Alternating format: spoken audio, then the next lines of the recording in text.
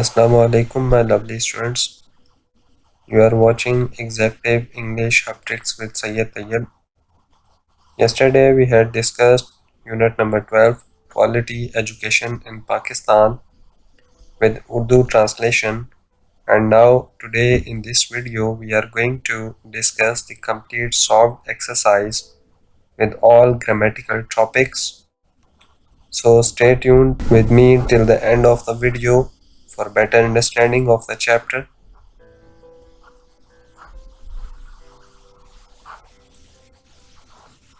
Comprehension. Answer the following questions. List three major challenges mentioned in the text that the Pakistani education system is facing. The answer to this question is the major challenges mentioned in the text that the Pakistani education is facing are political instability, economic limitations, outdated teaching methods. Next question is, what are the shortcomings of the traditional lecture-based teaching approach in Pakistan? The answer to this question is,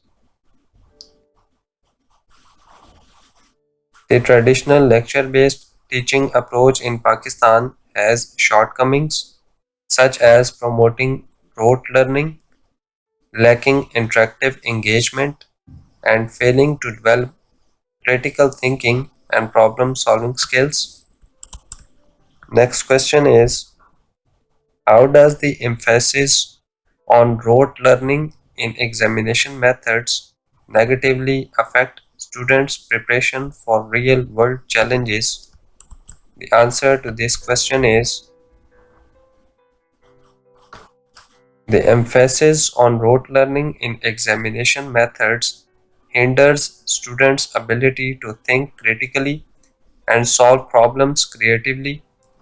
It prepares students for exams but not for real-world challenges that require innovation, analysis, and adaptability.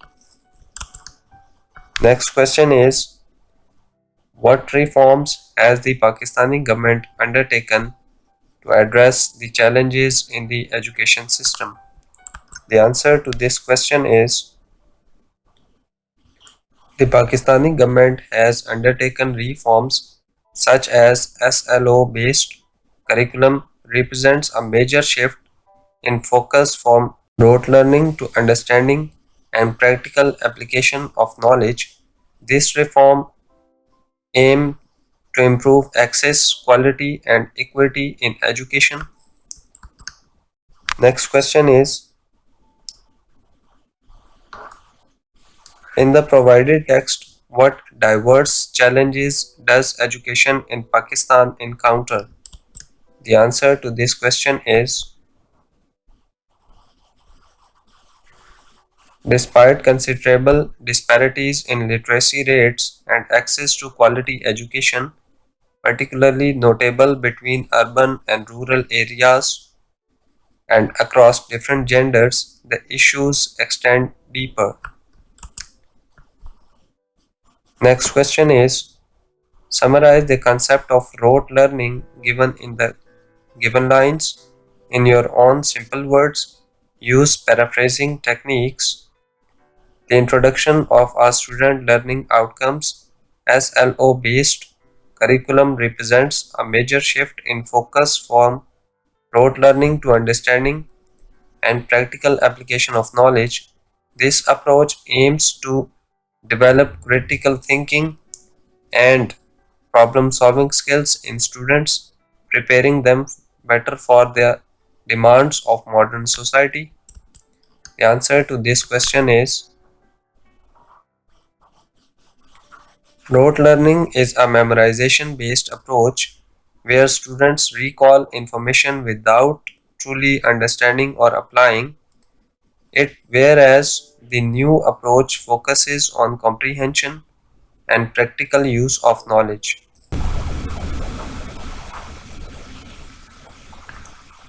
Choose the correct options. What is the primary focus of the challenges faced by education in Pakistan? political instability. Why is skill development emphasized in the curriculum to align with international standards? Why is technology considered paramount in education in Pakistan to prevent a decline in quality during disruptions? What is a significant shift in examination methods mentioned in the text? Memorization based examinations. What does the upgraded curriculum of 2022 and 2023 in Pakistan particularly emphasize? Skill development. Next is vocabulary. Add prefix un, pre, or over to the front of each root word in the box. Then use the new words to fill in the blanks. Prefix क्या होता है? A prefix is a word part added to the beginning of a root word to create a new meaning. ऐसा word होता है, ऐसे दो letters या तीन लेटर्स का प्रीफिक्स होता है जो कि रूट वर्ड से पहले लगाया जाता है ताकि उसके मीनिंग को चेंज किया जा सके, ताकि एक न्यू मीनिंग बनाया जा सके। फॉर एग्जांपल डिस जो है ये हमारे पास प्रीफिक्स है, और सेटिस्फाइड हमारे पास रूट वर्ड है, यानी एक वर्ड है तो उसके हम पहले लगा देंगे डिससेटिस्फाइड, तो इसका एक न्यू मीनिंग बन जाएगा। इसी तरह से ये न्यू वर्ड बन जाएगा, न्यू मीनिंग बन जाएगा। इसी तरह से a suffix is a word part added to the end of a root word to create a new meaning. Suffix क्या होता है? ऐसे लेटर्स जो कि हम लास्ट पे लगाते हैं किसी भी रूट वर्ड के ताकि नया मीनिंग बना सकें, उसको कहते हैं सफिक्स। तो डार्क हमारे पास रूट वर्ड है, इसको हम इसके लास्ट पे अगर नेस लगा दें तो फिर ये हमारे पास डार्कनेस बन जाता है, न्यू वर्ड बन जाएगा, न्यू मीनिंग बन जाएगा। इसको हम कहेंगे कि ये है हमारे पास सफिक्स। इसी तरह से ये कुछ वर्ड्स गिवन है, आपने इनसे पहले अन, प्री या ओवर लगाने हैं ताकि एक न्यू वर्ड बने। व्यूज का बन सकता है previews, heat over heat, happy unhappy, acceptable unacceptable, school pre school, active over active, answered unanswered, charge overcharge, test pre test, lock unlock. अब यहाँ पे हमारे पास कुछ सेंटेंसेस हैं, हमने ये जो न्यू वर्ड्स बनाए हैं उनको हमने यहाँ पे ब्लैंक्स में फिल करना है। Everyone thought that Eamon had an overcharged imagination. Maria could not unlock the door. Rehan was sure that the engine was going to overheat. Irfan was unhappy because her daughter forgot to call. She felt unhappy. ये हमारे पास sentence थोड़ा half था तो इसको हमने complete किया है। इसी तरह से Ahmad missed 4 words on the spelling pre-test. Bisma wanted to get to the movie in time to see the previews. Danish felt the shopkeeper had overcharged her for the fruit. Zain left the question about his new friend unanswerable. When Ramiz was in preschool, he changed playing with blocks. The doctor felt that cruelty to anyone was unacceptable. Provide words related to education. Be creative and careful with the spellings. आपने ये education से related कुछ words बताने हैं और वो creative होने चाहिए, लेकिन स्पेलिंग्स का ख़ास ख्याल रखना है। इसी तरह से एजुकेशन है तो नॉलेज हो सकता है, उससे रिलेटेड वर्ड एक्सपीरियंस हो सकता है, skill, civilised, scholarship, mentorship, cultured या रिफाइंड, ये सारे एजुकेशन से रिलेटेड वर्ड्स हो सकते हैं। इसी तरह से नेक्स्ट जो है हमारे पास पार्टिसिपल्स है। There are 2 types of participles, present and past participles. Present participles, the present participle is the ing form of the verb. This verb form is always the same whether the verb is regular or irregular.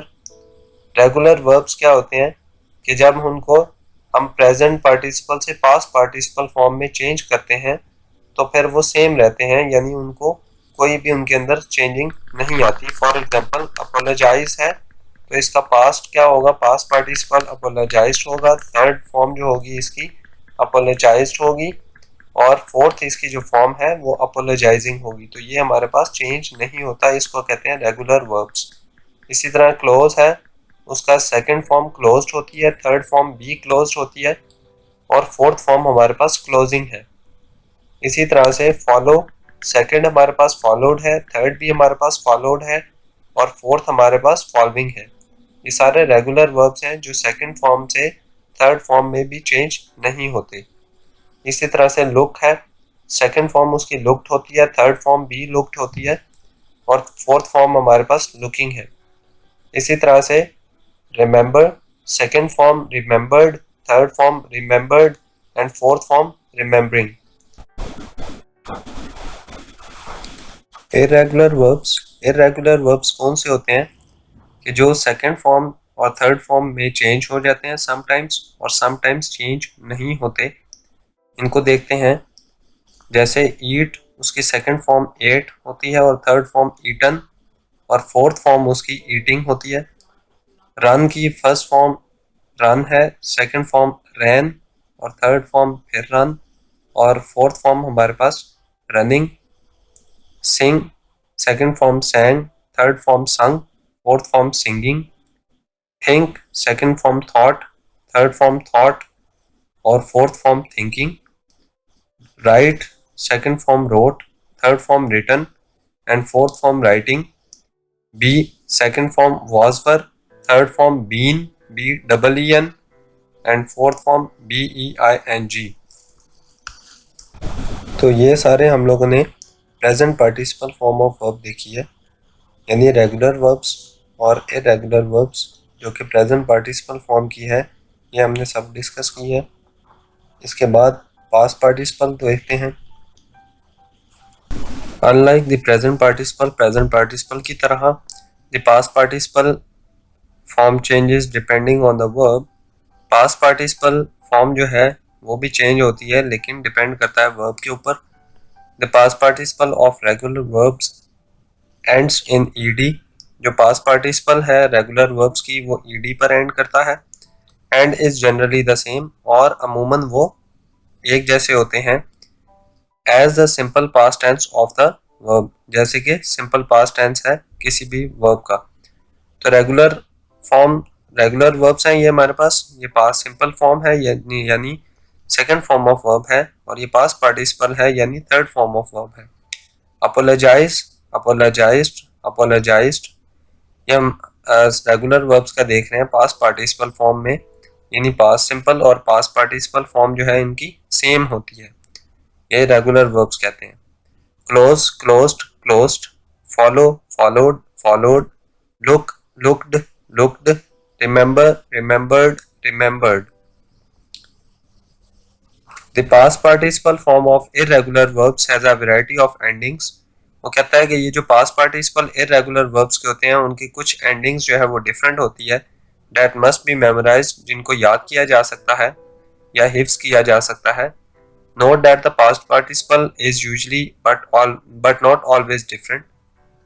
ये याद रखा जाए कि past participle जो है अमूमन बल्कि हमेशा डिफरेंट नहीं होते, आमतौर पर मुख्तलिफ नहीं होते। Form of the past participle form for irregular verbs, जो कि इरेगुलर वर्ब्स के लिए है।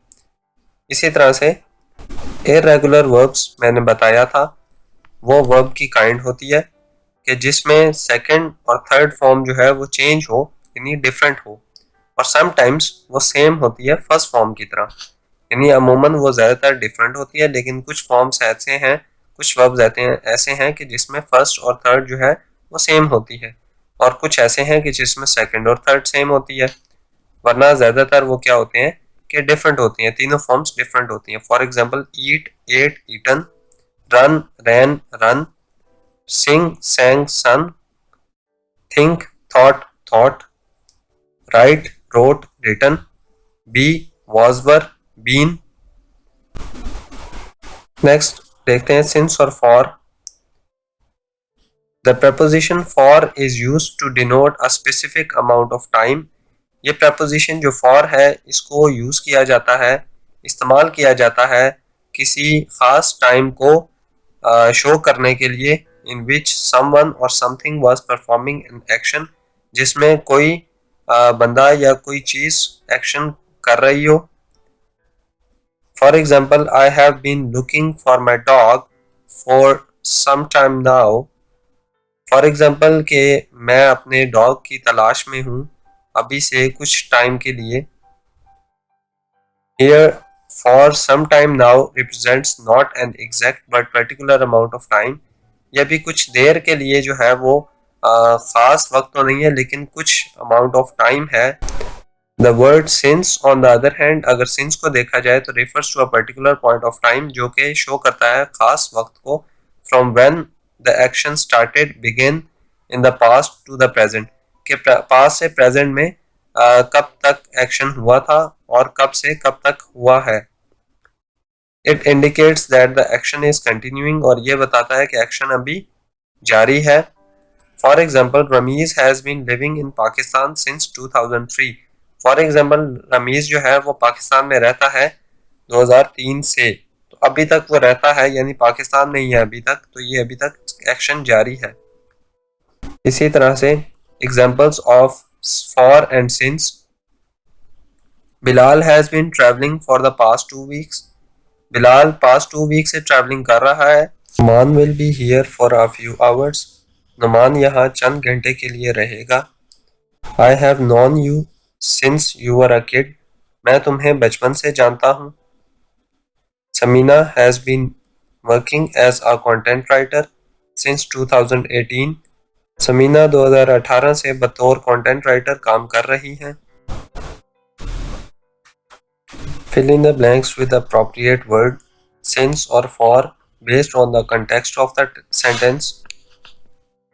आपने ये फिल इन द ब्लैंक्स को फिल करना है अप्रोप्रिएट वर्ड के साथ. सिंस लगेगा या फॉर लगेगा लेकिन सेंटेंस का कॉन्टेक्स्ट के हिसाब से यानी मीनिंग्स के हिसाब से. She has been working here for 5 years. We have not seen each other for a long time.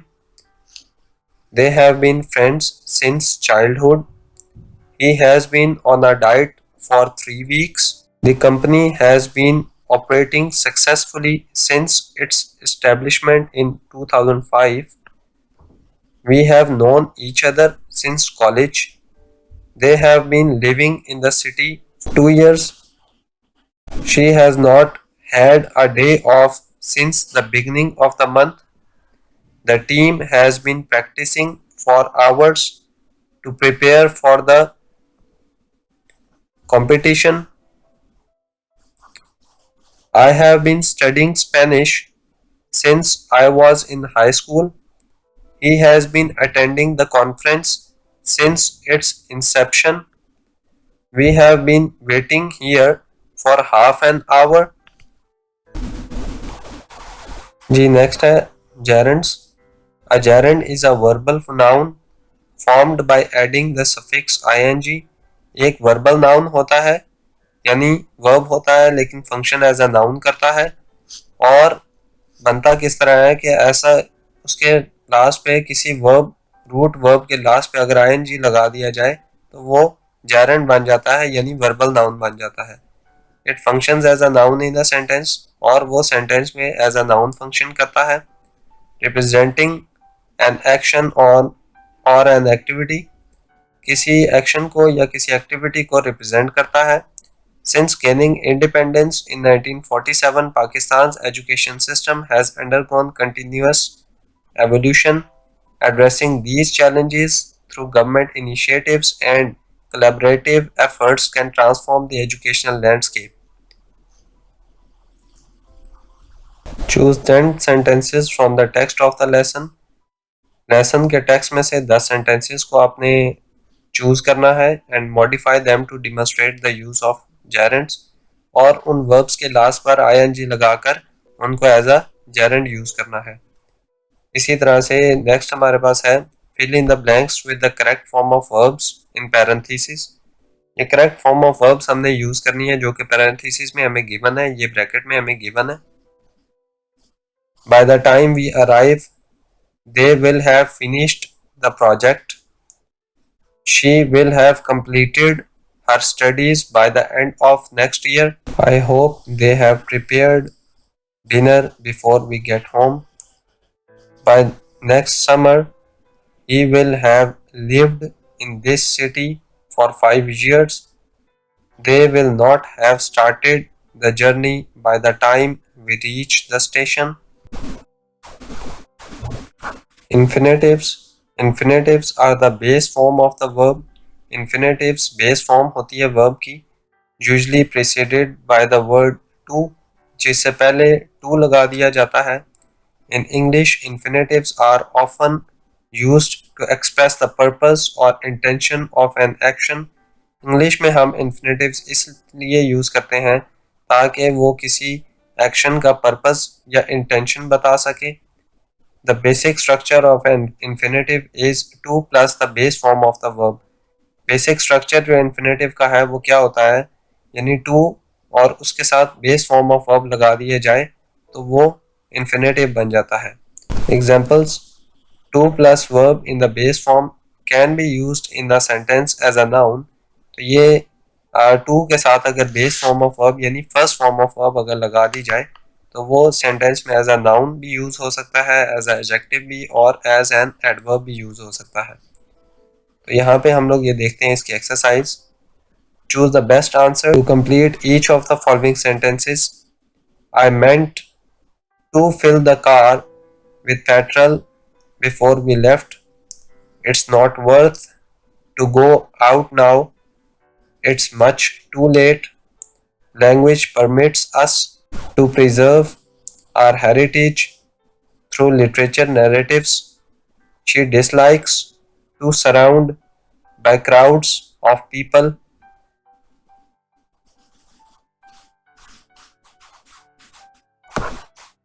Sana is in the kitchen looking for something to eat. There is only one student in the classroom to prepare his lesson. The examination will test your ability to understand written English. Annie was very surprised to find the door unlocked. She remembered to lock before she left. Make 10 sentences using infinitives in your notebooks. आपने 10 sentences बनाने हैं infinitives को इस्तेमाल करके और अपनी notebook पे लिखने हैं. तो यहाँ पे हमारे पास नेक्स्ट देखते हैं. Solve the given puzzle using clues. आपको ये पजल को सॉल्व करना है. ये नीचे आपके पास पजल बताई हुई है, इसको आपने सॉल्व करना है, लेकिन इन क्लूज को यूज करके. और जो वर्ड आप लिखेंगे वो लास्ट पे एंड होना चाहिए OUGH, यानी उसके साथ सफिक्स OUGH लगना चाहिए. फॉर एग्जाम्पल अक्रॉस क्या होता है, फ्रॉम लेफ्ट टू राइट यानी इस तरीके से, और डाउन यानी टॉप टू बॉटम इस तरीके से. ये नंबर आपके पास आके गिवन है, आपने इस पजल को सॉल्व करना है according to this statement. Alice dash the looking glass. Number 2 पे देखेंगे आप तो Alice through the looking glass, THROUGH, ये through the looking glass. You should do something. 6 number पर देखेंगे आप, यहाँ पे आपके पास ought, OUGHT, ought. Opposite to smooth. Smooth का ऑपोजिट अगर आप देखेंगे 9th पे तो रफ, ROUGH, रफ. इसी तरह से if you had purchased this you would have dash it. 10 number पर आप देखेंगे bought, BOUGHT, bought. Expel air from the lungs suddenly and noisily. 13 number पर आप देखेंगे caught, COUGHT, caught. To bring past tense. Past tense to bring का क्या होता है, 15 नंबर पर आप देखेंगे brought, BROUGHT, brought. To do something carefully and completely. 16 number पर आप देखेंगे thorough, THOROUGH. A synonym of although, तो फर्स्ट नंबर पर आप देखेंगे THOUGH, दो। इसी तरह से डाउन में अगर आप देखें main branch of a tree, 3 number पर देखेंगे तो BOUGH, bough. A farmer turning the soil, 4 number पर अगर आप देखेंगे plough, PLOUGH। Another word for zero, 5 number पर आप देखेंगे NOUGHT, nought. Food for 7 number पर आप देखेंगे TROUGHS, ट्रफ्स।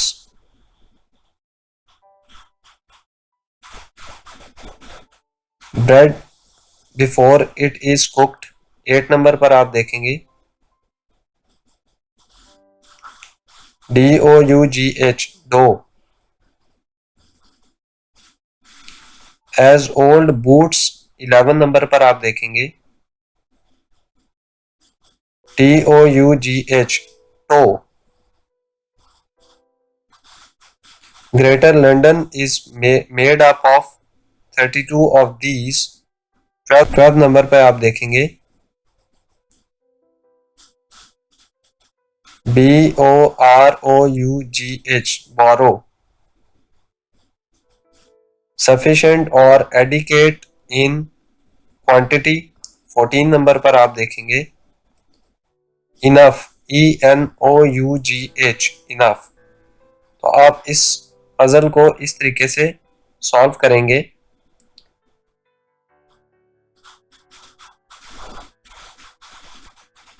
उम्मीद करता हूं कि आपको चैप्टर की अच्छी तरीके से कंप्लीट सॉल्व्ड एक्सरसाइज और ग्रामेटिकल टॉपिक्स के साथ समझ आ गई होगी। अगर किसी को कोई बात समझ ना आए तो you can ask me in the comment section.